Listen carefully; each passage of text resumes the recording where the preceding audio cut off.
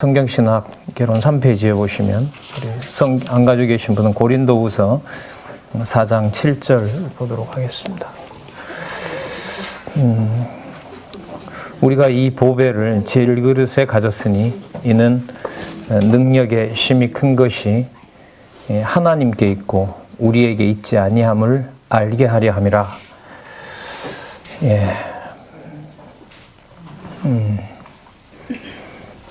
고린도후서에 나오는 말씀이죠.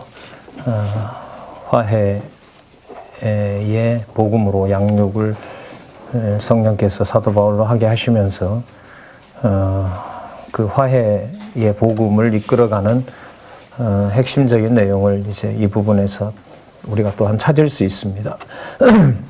보배를 질그릇에 가졌다라고 얘기를 하죠.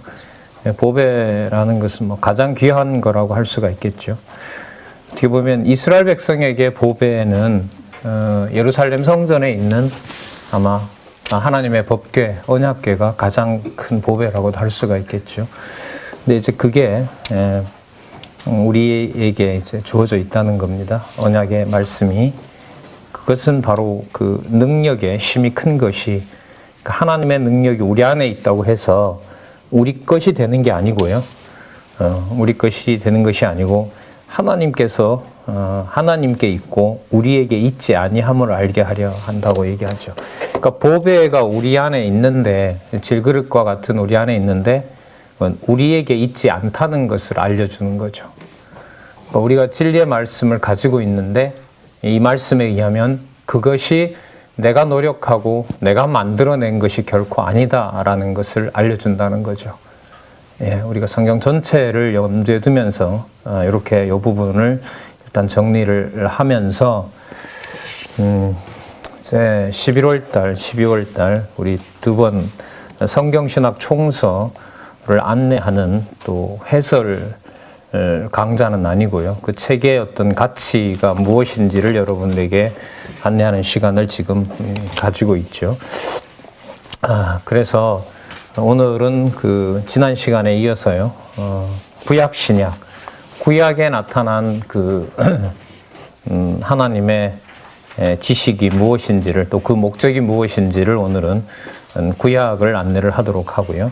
지난 시간에 배웠던 것을 좀 연관을 시키면서 구약으로 들어가도록 하겠습니다. 그러니까 성경을 논리적 통일성으로 보는 것하고요.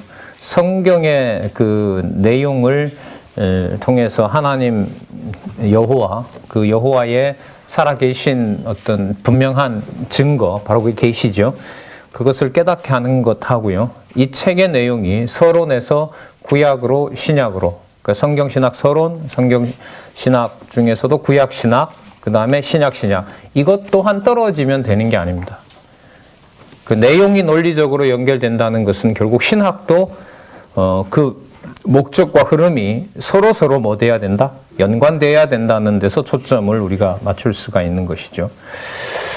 지금 읽었던 그 말씀에도 보시면은 우리는 질그릇이라고 얘기를 하죠. 그죠? 근데 질그릇이라고 할 수 없는 이유가 바로 그 안에 뭐가 담겨 있다는 거예요. 담겨 있는 거 분명하세요? 저는 가끔 제 자신이 미운데 여러분들은 보배를 가지고 있어서 여러분을 많이 사랑하시는가 봐요. 저는 되게 미워 죽을 때가 있어요. 어떤 형제를 어제 하나 먼 길 가는데 공항에서 급하게 만났는데요. 한 10년 만에 만났는데 강사님도 하나 물어봐도 돼요. 그러더라고요. 물어보라고. 왜 이렇게 하나님이 계신긴 한데 왜 이렇게 밉죠? 그러더라고요. 되게 고생을 많이 했더라고요. 10년 동안. 그래 나도 미워. 그리고 내가 사랑 못해. 이분은 그냥 담아준 게 감사할 뿐이지. 그 어떤 결국은 그 좀 강의를 좀 안내를 하면서 질그릇이긴 질그릇인데 별 아무것도 이렇게 미워할 수밖에 없는 존재인데 그런 존재 속에 하나님, 특히 이제 여호와라는 이름이 왜 이렇게 안 떠나는지도 나도 미치겠어. 그래 대답을 했어요. 맞죠, 여러분? 맞죠? 예, 이렇게 질그릇 중에 질그릇인데 왜 이렇게 여호와께서 오늘도 이렇게 선명한 안내를 받을 수 있도록 하시는지 그냥 진짜 어른들 얘기대로 감지덕지 할 뿐입니다. 자, 여러분 지난 시간 이제 서론과 지금 관계가 돼요. 지금 이렇게 말씀을 좀 편하게 드리는 이유가 우리 성경신학 서론에서 성경신학은 누가 하시는 일이다라고 우리가 정의를 봤었죠. 예, 성령께서라고 하는 정의를 우리가 분명히 봤죠. 예, 어디에 나오냐 하면 29쪽에 보시면 여러분 해설이라기보다 쭉 안내를 해드릴게요. 29페이지 세 번째 줄에 보면 성경신학에 있어서 성경의 올바른 정의는 성령께서 이렇게 나오죠. 성경 계시를 통하여, 이것도 우리가 쓴 게 아니고요. 중생한 이성, 우리가 중생시킨 게 아니고요. 또 하나님의 존재와 속성을 알아 경외하게 하시려는 사역이다. 그러니까 성령의 사역이 되는 거죠. 그 풀어놨습니다. 교수이신 성령께서 특별 계시인 성경을 교과서로 삼아 택자들로 하여금 중생한 이성을 소유한 학생이 되게 하여 하나님의 존재와 속성을 알게 하여 섬기게 하시는 누구의 사역이다? 성령의 사역. 그 다음 더 볼게요. 신학은 인간의 학문적 노력과 열정에 의한 인간의 활동이 아니라 하나님의 주권적인 능력에 의한 누구의 사역이다? 성령의 사역이다. 그럼 지금 성경 신학 총수 20권은 성령의 사역인가요? 네. 맞습니까? 네. 예, 맞습니다. 성령의 사역입니다. 이 저자를 통해서 저자는 끝까지, 처음부터 끝까지 본인이 만들어낸 것이 아니고 성경에서 강조하고 있는 또 성경의 주제인 여호와의 존재, 또 그 존재의 계시와 속성과 또 능력을 보여주고 있는 것이라는 것을 총서 20권에서 분명하게 밝히고 있습니다. 자, 그래서 성령께서 모든 것을 하시는 일이 바로 성경 신학이기 때문에요. 자, 어떤 그 지식의 양이 그 사람의 성경의 신앙과 신학을 결정하는 것은 아니다. 맞죠? 맞아요? 예. 44페이지에 기억이 나실 거예요. 성경 신학의 목적의 세 번째 줄에 보면 그 뭔가 표시되어 있죠? 예, 한 달 전에. 앞으로 표시할 때는요, 날짜를 옆에다 적어 놓으세요. 저 적어 놔요, 저는. 저는 2014년도 나오고요. 2015년 체제개혁 특강이라는 메모도 있고요. 이렇게 얘기를 했는데 또 공부를 안 했었구나, 이 부분이. 그런 것도 도움이 돼요, 여러분, 공부하시는데. 그리고 적다 보면 한 5번 적잖아요. 그러면 그 다음부터 안 잊어버려요. 아무리 나이가 들어도. 제가 볼 땐 그래요. 한 곳에 한 10번 적잖아요. 10번씩은 안 적어요. 자존심 상해서도 안 적습니다. 한 5번 정도 적어 보시기 바랍니다. 세 번째 줄에 보시면, 예를 들면 성경을 알기 위해 한다든가. 오늘 성경 알기 위해서 나오신 거 맞죠? 맞죠? 집에서 어디 가냐고 엄마한테 엄마 어디 가세요? 할머니 어디 가요? 성경 공부하러 가. 근데 여기 보면 성경을 알기 위한 게 아니라고 얘기합니다. 그 왜 나오셨는지 모르겠어요. 교리를 바르게 체계화하기 위한 거라든지. 여러분, 이 책 제목이 성경 신학 개론입니다. 그러면 신학을 체계화한 거죠. 그럼 이거 공부하러 오셨죠? 이 안내를 받으러 오신 거잖아요. 그죠? 예, 그럼요. 책 여러분 다 가져오시라고 했잖아요. 근데 이것도 아니라는 거예요. 자, 성경을 바르게 가르치기 위한다는 것도 아닙니다. 이건 지역적이고 부수적인 것들입니다. 성경신학의 근본적인 목적이 될 수가 없다는 거죠. 예. 근데 왜 나오셨어요, 여기? 저는 또 여기 왜 있는 거죠? 이게 여러분 성경신학 결론에서 너무너무 제가 볼 땐 중요한 겁니다. 아까 여러분 주어가 누구였죠? 성령께서죠. 예. 성령께서 당신을 계시하시는 거죠. 특히 이제 그를 통하여 성부, 성자, 성령 하나님의 영원하신, 영존하시는 하나님을 알게 하시는 것이 바로 뭐냐면 성경신학입니다. 그러니까 성경신학은 지금 여기 나와 있는 것처럼요. 44페이지에 성경을 알기 위한 거라든지 교리를 체계화한다든지 또 성경을 바르게 가르치기 위한 것이라든지 그 모든 것이 지역적인 목적이지 궁극적인 목적이 될 수 없다는 것이 성경신학이 가지고 있는 아주 중요한 원리 또한 근원적인 방법입니다. 근원적인 방법이에요. 그러니까 이 방법은 내가 오늘 아침에 죽을 먹을까, 면을 먹을까, 밥을 먹을까, 세 가지 옵션을 두고, 선택지를 두고 내가 선택하는 것과 같은 그런 방법일까요? 아닐까요? 아니죠. 왜냐하면 누가 선택하는 것이 아니기 때문에. 그렇죠. 우리가 선택하는 것이 아니기 때문에요. 그래서 저는 한동안 좀 어려웠는데요. 철학을 공부하다가 보면 인문학을 공부하는 방법론이 굉장히 많습니다. 그리고 외국에 공부하러 가면 그 대학에서 추구하는 특히 신학교나 철학과 같은데요. 그 대학교에서 추구하는 공부 스타일이 있고 글을 쓰는 방식이 정해져 있어요.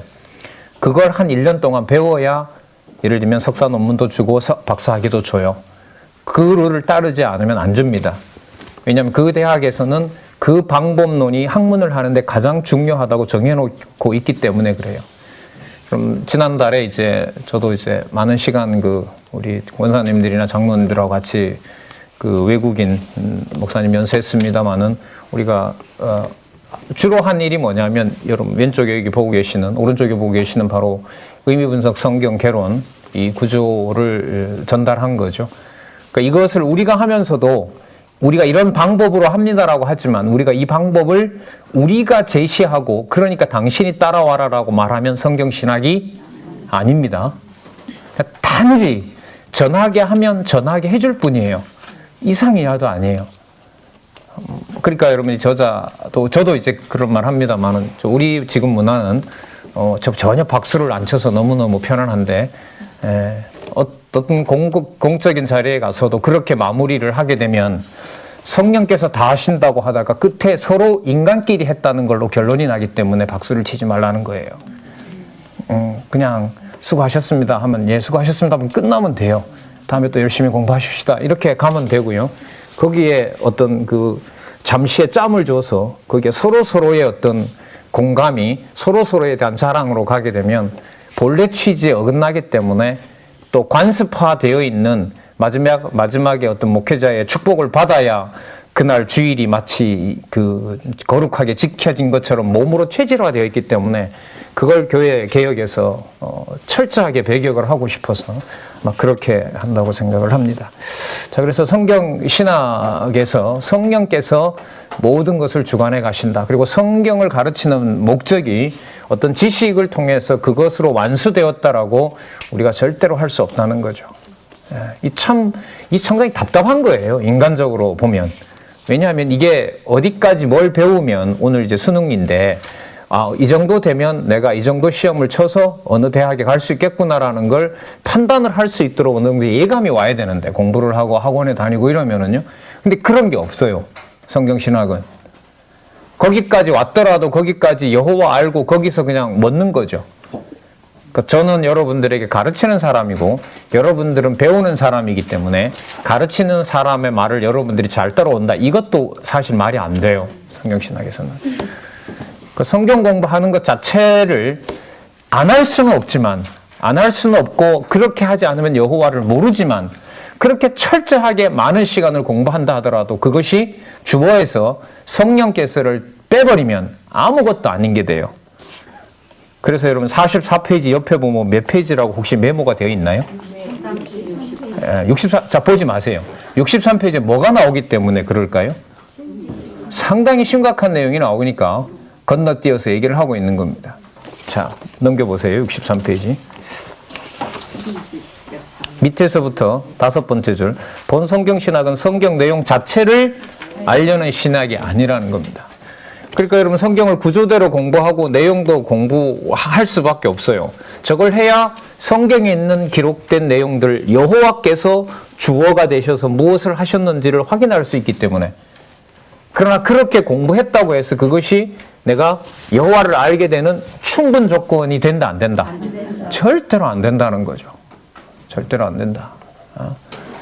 상당히 그러니까 인간으로서는 뭔가 여지가 아무것도 없는 거예요. 이렇게 많이 아는 것처럼 이렇게 행세를 하는데 전달을 이렇게 여러분들에게 자신 있게 몇 시간 준비해서 이렇게 여러분들에게 몇 시간 강하게 얘기를 하지만 그게 전체적으로 모든 것이 누가 하는 것이 아니다? 인간이 하는 것이 아니다. 그럼 전 로봇인가요? 로봇은 차라리 좋겠어요. 로봇은 딴짓은 안 하거든. 맞죠? 네. 로봇은 입력된 대로 청소하라고 하면 청소만 해요. 근데 우리는 공부하라 그래 놓고 하나님 말로는 다 한다고 하고 끝에 가서 누가 해요? 예, 그러니까 이게 로봇보다도 못해요. 이런 면에서 보면. 그래서 질그릇에 보배가 담겼다는 말이 편안하고 귀한 소리가 아닙니다. 나를 잘 관리한다는 소리 아니라요. 이건 진짜 어떻게 죽여도 안 되는, 바로 그런 어떤 존재에게 여러분 보시는 이 한눈에 성경이 눈에 들어온다? 이거는 보통 사건이 아닙니다. 사실 아니에요. 그리고 어디까지 얘기를 해요? 여기 볼까요? 이 바깥 그림 영원적 언약 성취죠? 그죠? 이건 언제예요? 세상 만들기 전이죠. 불공평한가요? 저쪽이라도 한번 보여드릴까? 여기 보시면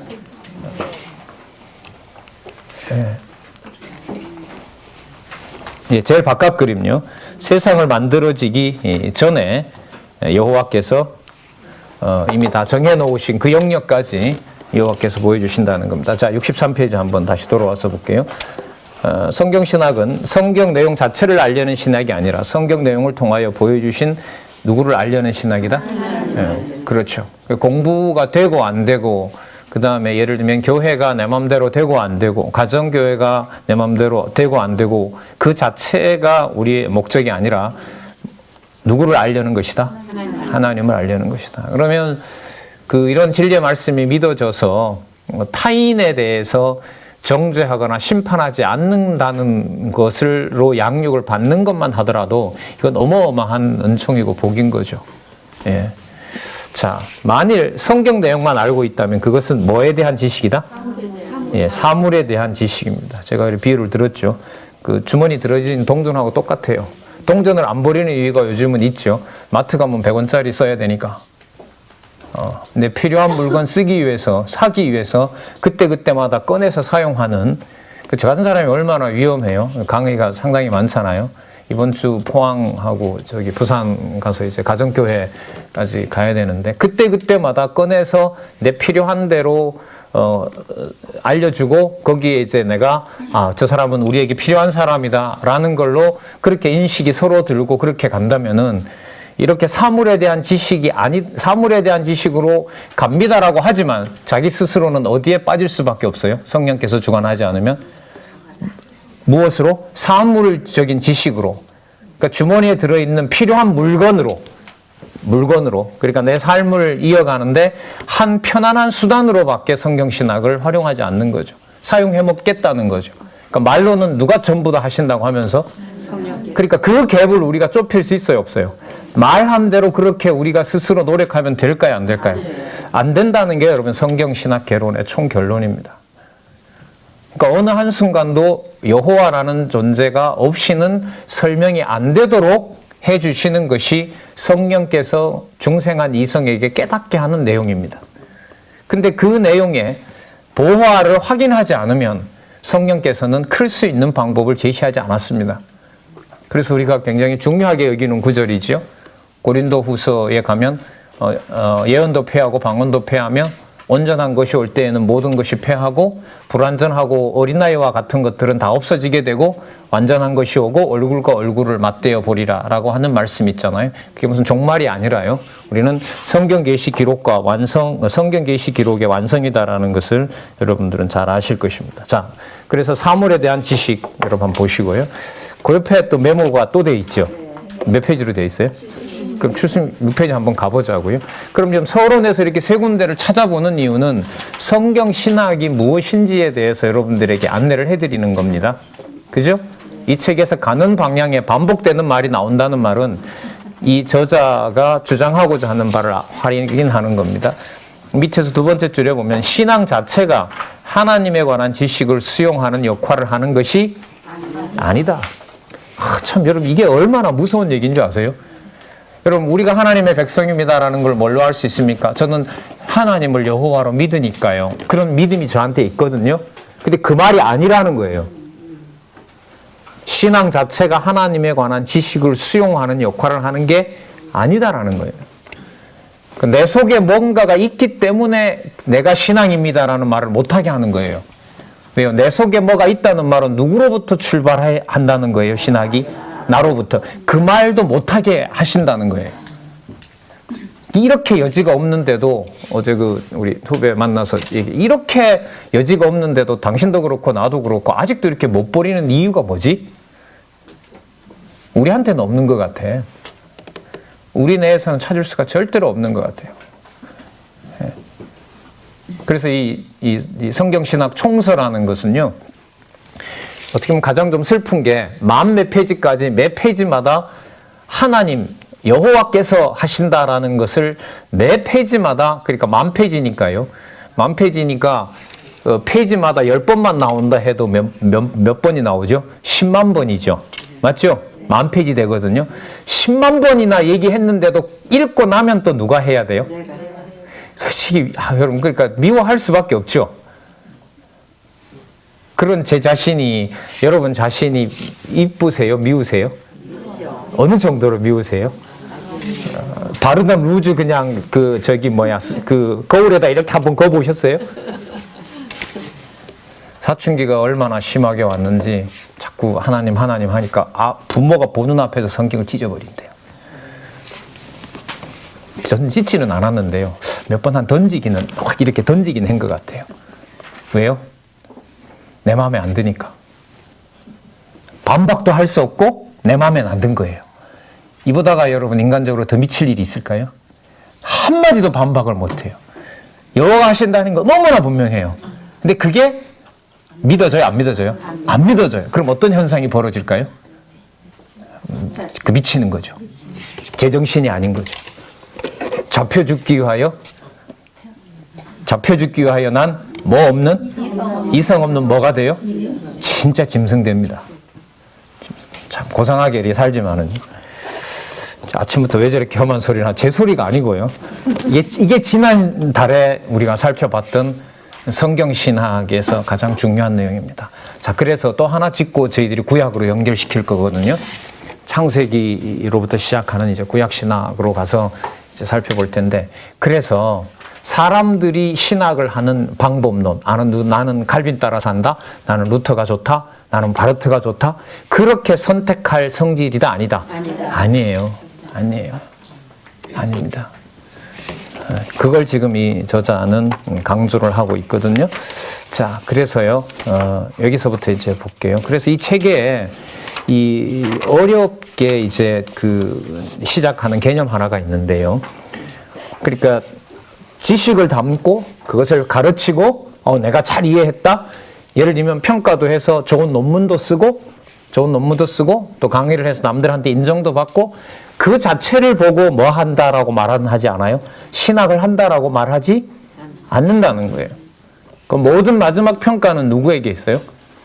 여호와 하나님에게 있는 거죠. 그렇기 때문에 신학을 어떻게 공부하면 돼요라고 하는 것은 우리 기준의 얘기인 거지 성경의 본래 의도와는 상관이 없어요. 그게 질적으로 다른 말이 되는 거죠. 다른 상황이 됩니다. 그래서 이 글을 통해서 이렇게 독자들을 안내는 하고 있지만은, 자, 83페이지 밑에서부터 네 번째 줄에 보시면은 성경신학에서는 인식의 주체와 인식의 주관자가 따로 구별이 돼요.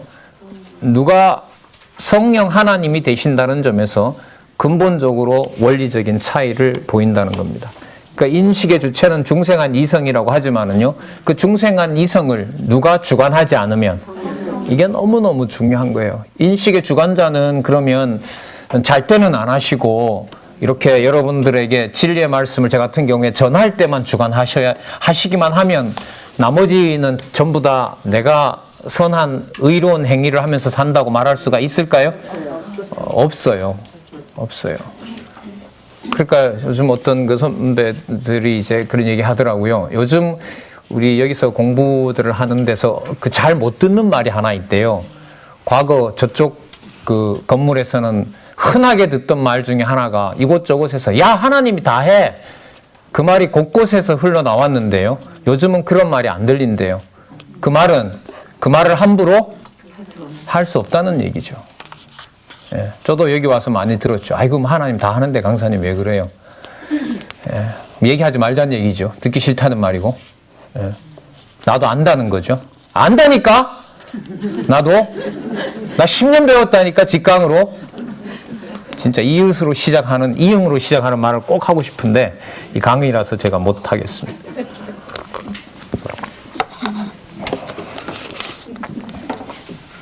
그런 말 여러분 많이 못 들으셨죠? 야, 하나님 다 해. 글쎄요, 많이 들었는데요. 요즘은 많이 안 나와요. 그 말이 얼마나, 여러분, 성경신학이 뭔데, 마지막인데. 근데 그 말이 진짜 맞는 말인데, 그 말이야말로 누가 사용하기 제일 좋아요? 예? 남 죽일 때, 맞죠? 나를 보호할 때, 나를 나대게 할 때, 누구 빼고? 하나님 빼고 가장 사용하기 좋은 한 방이 뭐예요? 하나님 다 한다니까? 진짜예요. 제가 진짜 이런 강의를 많이 하잖아요. 근데 가까이 같이 생활하는 사람이요, 제 자식이나 또 제 가족이 그 하나님 다 하시는 거 아닙니까? 라고 하면 듣기가 싫어요. 왜? 내 말에 동조를 안 해주니까. 내가 욕을 할 때는 같이 모두 해줘야 돼요. 욕도 하고 다른 사람 험담할 때 같이 동조도 하고 적어도 들어는 주고 고개도 끄덕여줘야 되는데 듣지는 안 하고 누가 다 한다? 하나님도 다 합니다. 아주 신중하게 조심스럽게 박강사 앞에서 함부로 말했다간 또 뭐라 공격받을지 모르니까. 근데 그거 하나님 다 하는 거 아니에요. 근데 진짜 듣기 싫은 거예요. 성경 신학은 여러분 이걸 결론으로 강조를 하고 있습니다. 그래서 여러분 여호와 계시 저 말을 또 한번 생각을 해보도록 합니다. 그래서 여러분 이 말이 이제 이해가 돼요. 글로 보고 뭐하고 예를 들면 고린도서에 있는 대로 자기 몸을 불사름에 내어줄 행위를 하고 천사의 말을 하고 부드러운 말로 하고 머릿속에는 온 천지를 아는 솔로몬 이상의 지식을 다 가지고 있다 하더라도 성령께서 주관하지 않으면 뭐예요? 울리는 꽹과리가 되고요. 맞죠? 그리고 또 뭐가 돼요? 불사름에 내어줘도 아무것도 안 되는 것이 여러분 성경신학이에요. 여러분 이걸 추구하는 어떤 여러분 이런 그룹이 지상에 있다면 이거 거의 천국 누리는 거 아닌가 싶어요. 그러니까 좀 저는 기대가 되죠. 이런저런 모든 교회들의 시행착오를 수십 년 동안 겪게 해서 우리가 뭔가를 좀 해보고자 하는 열망 속에 시작한 연구소에서 그 연구소마저도 하나님께서 성경신학을 부정하는 그런 일까지 벌어지는 상황에 기독교 지도자 협의회가 생기면서 하나님 앞에서 하는 것이 그 직분에 여호와께서 주신 은사를 자기 스스로 감당하는 겁니다. 하나님 앞에서 어떤 중간 매개를 놓지 않는 거죠. 중간 매개가 있다면 먼저 배운 자가 그 다음 자에게 뭐예요? 말씀 소개하는 것 이상 이하도 아닌 거죠. 어떤 사람은 10시간이라는 방식으로 하고요. 어떤 사람은 1시간이라는 방식으로 해요. 어떤 사람은 남편을 먼저 보내서 자식에게만 해야 되고요. 자식을 먼저 보낸 사람은 친척에게 할 수밖에 없고요. 그렇게 시작된 가장 많이 보는 사람에서부터 시작해서 일주일에 한 번 보는 사람, 아니면 1년에 한 번 보는 사람, 10년에 한 번 보는 사람, 어디에 있든지 간에 그 사람에게 맡겨주신 또 그 사람에게 주신 그 보배를 그때그때마다 누가요? 누가 하신다고요? 여호와께서 서로 신령한 교회로 소통하게 하시는 거죠. 지금 보고 있는 사실은 어디에 어떻게 준비되고 있었는지 뭐 외국에서도 연락이 곧바로 오고요. 어디에 준비되었는지 강의에 가면 벌써 제가 10년 전부터 들었습니다. 15년 전부터 알고 있습니다. 저는 자주 뵙는데요. 전 처음 뵙습니다. 그러면 자주 뵙는데요. 그러니까 떨리죠, 사실. 떨립니다. 자, 요 말을 설명하려고 지금까지 한 30분 말씀드렸어요. 한 달이 지났기 때문에. 85페이지 네 번째 줄에 보시면 두 번째 줄부터 볼게요. 85페이지. 그런데 이와 같은 성령의 사역은 인간의 의지와는 전혀 뭐하게? 무관하게. 무관하니까 뭐가 돼요? 일방적인 게 되죠. 그리고 성령의 단독 사역이 되죠. 그걸 일컬어서 뭐라 부른다? 거기 표시되어 있죠. 동그라미 몇 개 되어 있어요. 4개가 됐으면 이제 하나만 더 치시면 여러분들 것으로 될 것 같습니다. 무슨 사역이요? 무슨 사역이요? 절대적 사역이라고 얘기합니다. 절대적 사역. 절대적 사역이라는 말은 누구의 여지가 전혀 들어가지 않는다. 인간이 들어갈 수 있는 여지가 전혀 없는 거. 이게 바로 절대적 사역입니다. 그래서 성경 신학의 방법을 얘기를 할 때 무슨 방법이 여러분 거론이 되냐 하면 지나오긴 했지만은요. 자, 어디를 돌아가서 살펴볼게요. 55페이지에 가보세요.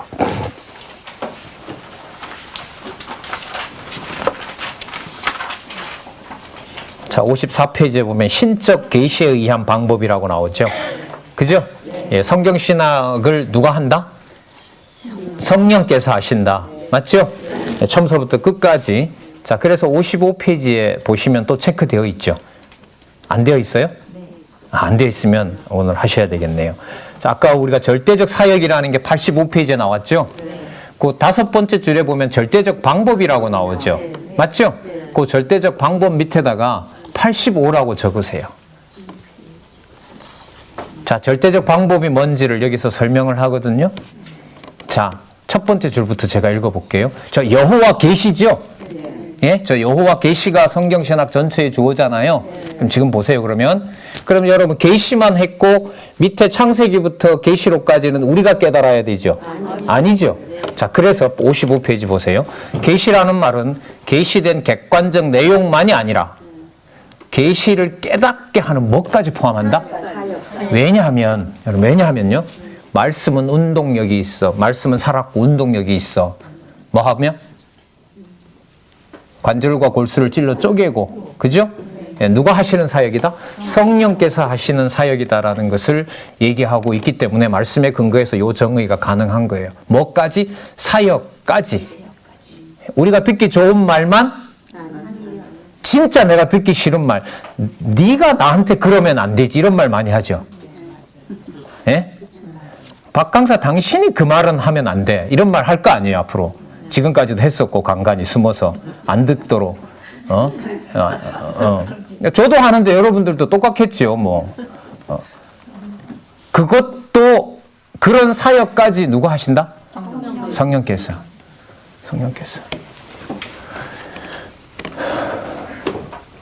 요즘 그 화요 공개 강좌에서 지금 신명기 하는데요.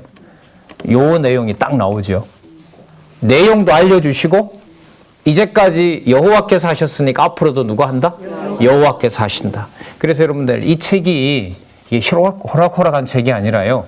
사용하는 개념의 의도와 결과가 주어를 누구로 삼지 않는다? 인간으로 삼지 않고 누구로?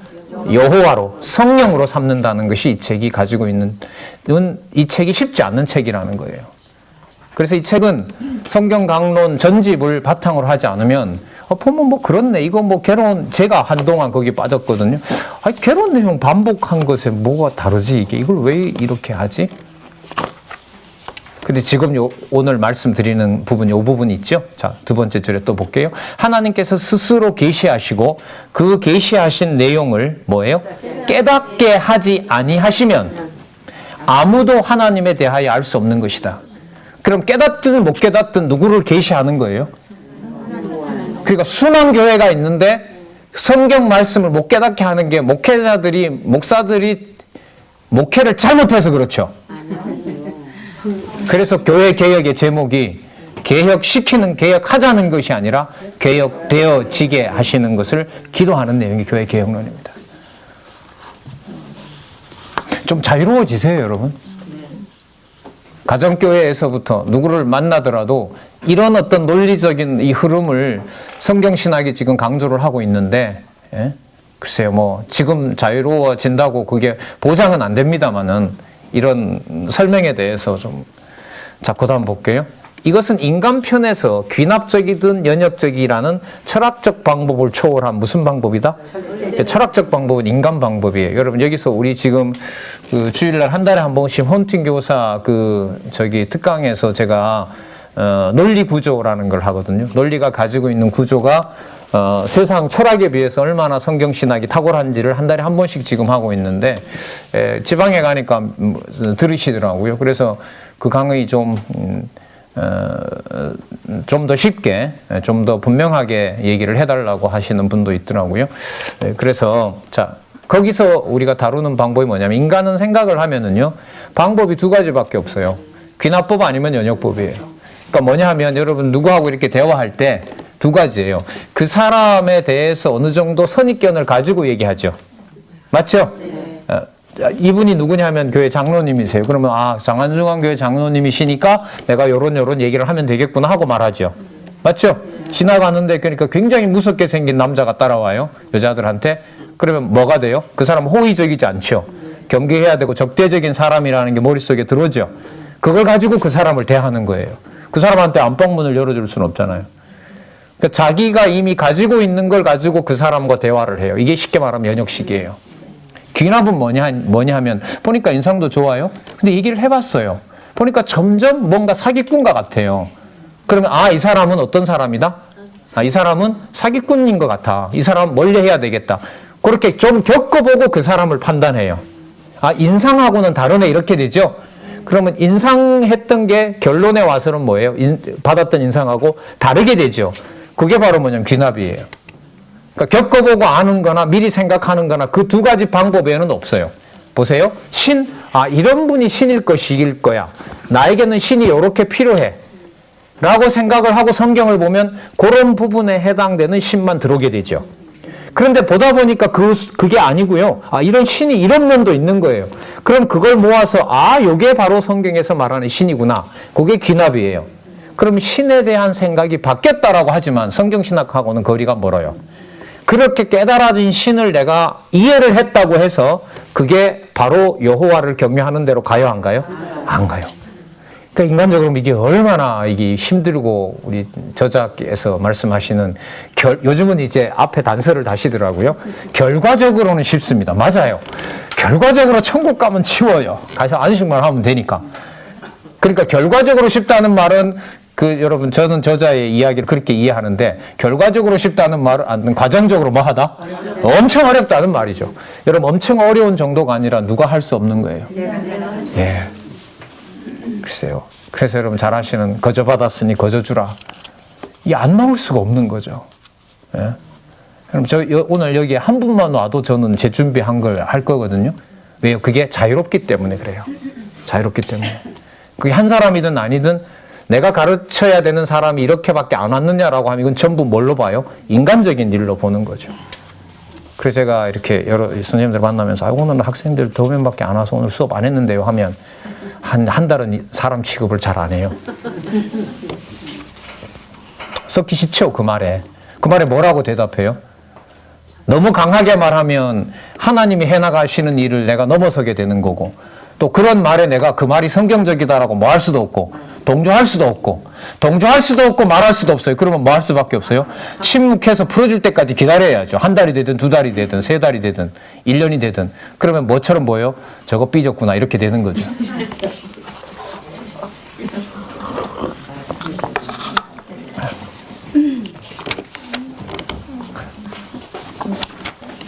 한판 그냥 싸우고 서로 잘 지내는 게 낫죠. 여러분 집에서 왜 성격 따라 보면 화가 나면 한마디도 안 하고 이렇게 막 일주일 글쎄 한 달 가는 사람 이러면 좀 미치죠, 그죠?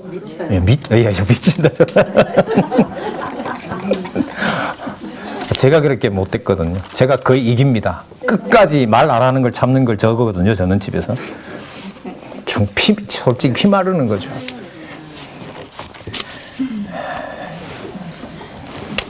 자, 여러분 절대적 방법 얘기하려고 해요. 그러니까 누가 할 수 있는 방법이 아니다. 인간이 할 수 있는 방법이 아니다. 이게 여러분 성경신학 서론입니다. 그러니까 여러분 이런 걸 머리에 놓고 성도들이 좋아하고 기뻐한다고 해서 그걸 딱 기회로 포착해서 나한테 필요한 사람으로 만들어 나간다. 성경 그렇게 안 하시죠. 못하게 하신 거 우리가 잘 봤고요. 여러 선배들을 통해서. 그게 여러분 지금 결론이 지어졌고 이제 이 성경 어제 이제 저자를 뵀는데요. 엊그제 뵀죠. 개로는 한 올 연말을 일단 넘어야 될 것 같고요. 왜냐하면 일본에 대한 구조에 좀 여러 부분을 좀 건든 게 있어서 막연히 그냥 있는 부분을 해서 이렇게 출판을 하기가 어렵다고 얘기를 하시더라고요. 그래서 아마 그 성경 개론에 대한 시간이 제가 볼 때도 필요한 것 같아요. 그래서 내년 한 상반기쯤 그렇게 얘기하시고요. 그 다음에 그게 서론이잖아요. 그죠? 그리고 이 책 성경신학 총서가 쓰여진 순서가 어떻게 썼다 그랬죠? 서론 쓰고 어디를 쓰고? 그렇죠. 이 책이죠. 이거 결론을 쓰고, 그 다음에 뭐 본론을 쓴 거죠. 그러니까 결론을 썼다는 말은 이미 안 썼지만 쓴 거나 다름없던 거죠. 근데 이제 다 쓰고 1권을 보면서 1권이 본론이잖아요. 성경 강론 1권이 본론이잖아요. 본론을 보면서 서론하고도 연관을 짓고 어디하고 결론하고 연관을 지어야 되니까 강론집 1권이 나온 다음에는 개론하고 뭐예요? 신학 개론하고가 손을 볼 수밖에 없는 거예요. 이건 뭐 저자를 압박하고 이게 아니에요. 이건 너무너무 당연한 거고요. 예. 이런 부분들을 이제 더 확신을 가지고 또 아마 검토해야 하리라고 봅니다. 기다리는 이유는 세상의 어떤 모든 지식은 누구를 주어로 삼지만은 인간을 주어로 삼지만 여러분 지금 안내하는 성경신학 총서는 누구를 주어로? 예. 그걸 좋아하는 백성들 하나님의 자녀들이 같이 교회로 서로 모이게 하셨기 때문에 그렇습니다. 그래서 요 절대적 방법이라는 말을 다르게 말하면 인간의 자유의지와 반대되는 말입니다. 그러니까 절대적인 방법 밑에다가 이렇게 반대되는 화살표를 해 놓으시고 자유의지와 반대되는 말이다. 55페이지 여러분들 요게 그 다음 내용에 나옵니다.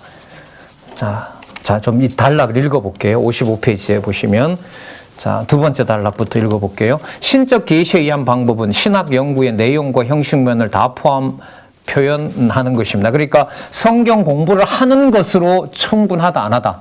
안 하다. 충분하지 않다. 이 방법은 전통 신학에서처럼 존재하시는 하나님이 어떤 분이신가에 대한 것만을 주제로 삼지 않고 그 다음 보세요. 하나님의 존재와 속성 그리고 무엇을 주제로 삼는다? 사역을 주제로 삼는다는 말은 여호와께서 하신다는 겁니다. 여호와께서 하신다. 그러니까 이걸 성경에 대한 치밀한 충분한 내용에 대해서 익숙하면서 그래서 요즘 또 아까도 그랬지만 그렇게 쉽게 막 하나님 하시는 거야 라는 걸 비아냥하듯이 그렇게 얘기하지는 않고 있고 또 하나 이제 늘어난 건 성경 본문들에 대한 지식이 참 많이 늘었어요. 얘기를 하면 그 부분 있어요라고 반응들을 해주시거든요. 모를 때는 그래 저런 내용이 성경에 있었나 뭐 이런 투였는데 요즘은 그래도요 모르겠어요. 스마트폰 덕분인지 바로 찾으면 나오니까 그래서 인정을 하시는 건지 어쩐지 모르겠지만 성경에 대한 내용들도 많이들 아시는 것 같아요. 너무 좋죠. 그 말은 평상시에 이야기거리를 세상에 있는 어떤 주제나 세상 이야기로 하질 않고 무엇으로 대화가 진행되니까요. 그렇죠. 성경에 있는 분명한 계시의 말씀으로 서로들이 얘기가 되니까 그건 너무너무 귀한 거죠. 마치 그리스도가 제자들과 함께 뭐예요? 당신을 계시하셔서 그렇게 3년 동안 하셨던 것처럼 사도들 또 마찬가지고요. 자, 그 다음에 중요합니다. 그래서요. 이러한 주제들에 대한 해답은 보세요. 전적인 하나님의 뭐에 의해서 얻어진다? 계시 또 나오잖아요. 전적인 하나님의 계시. 그러니까 존재와 속성만 알고 사역은 우리가 하면 된다? 아니다. 자, 이 방법은 그 다음 보세요. 이는 신학 연구의 내용과 방법을 모두 포함하고 있는 방법이다. 그러니까 이게 방법, 그 내용도 여호와께서 깨닫게 하셔야 되고요. 하나님이 깨닫게 하셔야 되고 그 사람에게 맞는 방법을 누가 주실까요? 성령께서 주세요. 그게 여러분 은사예요. 은사를 내가 뭔가 하는 일로 먼저 맞춰버리면요. 그건 오래 갈 수 없어요. 그래서 괴롭고 힘들면 일하지 말라고 권하잖아요. 뭐부터 해라? 공부부터 해라. 공부부터 했으면 좋겠다라고 말할 수밖에 없는 거죠. 그거 하면 뭐가 되니까? 내가 하나님 앞에서 어떤 자인가를 깨닫게 되니까요. 그걸 하나님 알려주시니까. 그러니까 여러분 기지협은 순서가 있잖아요. 참 재밌는데요. 거대한 일을 앞에 놓고 사업으로 가면 그냥 왕창 세트로 망하게 돼요. 뭐 없는 상태에서. 그렇죠. 말씀 없는 상태에서. 오히려 지혜로운 선배면 말려야죠. 나 일 참여 안 하겠다. 다 해라. 난 하지 않는다. 진리를 뒷전으로 밀어놓고 이걸 가지고 전체 의견으로 억지로 몰아가려고 예를 들면 투표를 하고 표를 만들어내고 뒤에서 로비를 하고 찍어달라고 그러고 난 그 짓 하지 않는다. 그게 여러분들 멀리 있는 게 아니잖아요. 여기 보시면 인간 연구에 신학 연구에 무엇과 무엇을 내용과 뭐도 포함한다? 방법도 포함한다. 전 어떻게 해요? 말씀만 전해주면 됩니다. 말씀만 전해주면. 성령이 어련히 알아서 하시겠어요. 자, 이 방법은 인간의 무엇을 전적으로 배제한다? 자율주의 혹은 자유의지 다 같은 말입니다. 근데 여러분 이 자율주의가 좀 더 강한 게요. 자율이라는 말이 여러분들 무슨 뜻이냐 하면 자유는 한문으로 좀 말하면은 자유는 내가 하는 모든 것의 원인이 나에게 있다는 말이 자유예요. 약간은 좀 추상적이죠. 자율은 뭐냐 하면은요. 율은 법률을 말해요. 자율이라는 말은 뭐냐면 선과 악의 법칙을 내가 만든다는 거예요. 더 구체적이죠. 그죠? 자유는 막연해요. 인간이 말하니까 그 말의 근원이 내 머릿속에 있지. 이게 자유인데요. 자율은 그 머릿속에 나온 것을 선과 악, 아름다움과 추한 거, 그 다음에 진리와 거짓을 누가 결정한다는 거예요? 내가 결정한다는 거예요. 그래서 자유와 자율은 인본주의에 대한 엑기스입니다. 나로부터 나왔고 나로부터 나온 것을 기준으로 뭐와 뭐를 나누어요? 선과 악을 나누어요. 여러분 이게 창세기에 나오는 뭐의 정의죠? 선악을 아는 일에 누구처럼? 그 말이 무슨 뜻이냐면 자율이에요. 여러분 이거는 2000년 서양 중심의 교육을 전면적으로 뒤집는 거예요. 모든 사상가의 철학자의 마지막 소원은 여러분 자율입니다. 왜? 자유롭기 때문에. 자유로운 존재이기 때문에 네 생각과 표현을 자유롭게 표현해라. 언론, 출판, 집회, 결사의 자유. 그게 헌법에 명시되는 거죠. 누구의 뜻대로? 국민의 뜻대로. 각자의 소견대로. 국민청원 올리는 거죠. 그게 여러분들 이 지상에서 추구하는 가장 멋진 나라라고 하는데 성경신학으로 보면 뭐예요? 가장 인본적이고 비성경적이고 반성경적이고 적그리스도적인 거죠. 나중에 나타난 적그리스도는 그걸 충족시켜 주겠죠. 태어날 때부터 죽을 때까지 인공지능이 여러분들과 제 건강관리를 완벽하게 해주고요. 어제 어떤 교수가 발표했던데요. 재수 없어서 200년 살겠다 이런 말을 한다는 거죠. 가능하다는 거죠. 200년까지 살 수 있는 그 연구가 지금 진행되고 있다는 거죠. 100세는 넘었고요, 벌써. 훨씬 넘었고요. 사람인지 인간인지 구분이 안 되겠죠, 나중에. 어디까지 본래 부모가 낳은 건지, 뭐가 어떻게 교체하고 바꿔 끼워졌는지 모르겠죠.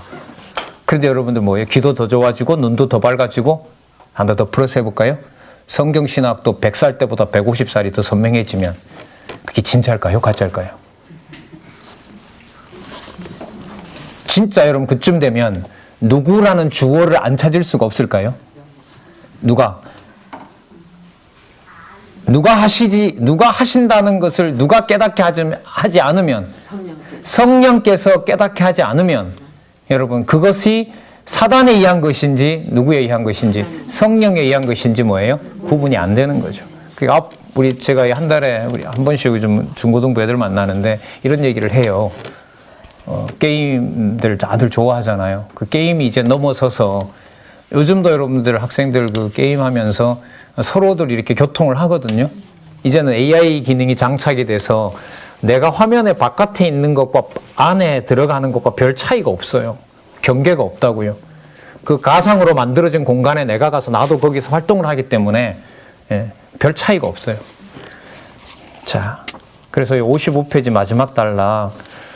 자, 인간의 자율주의, 어디 읽었죠? 인간의 자율주의를 전적으로 배제하는 기초 위에 시도되는 신학 방법이다. 그래서 이 방법을 절대적 방법이라고 한 거죠. 왜? 주어가 누가 되니까? 성령께서 하기 때문에 절대적 방법인 거예요. 계시의 의존 사색 방법은 인간의 자율주의를 일부 배제하지만 과거에 있었던 개혁파 신학교.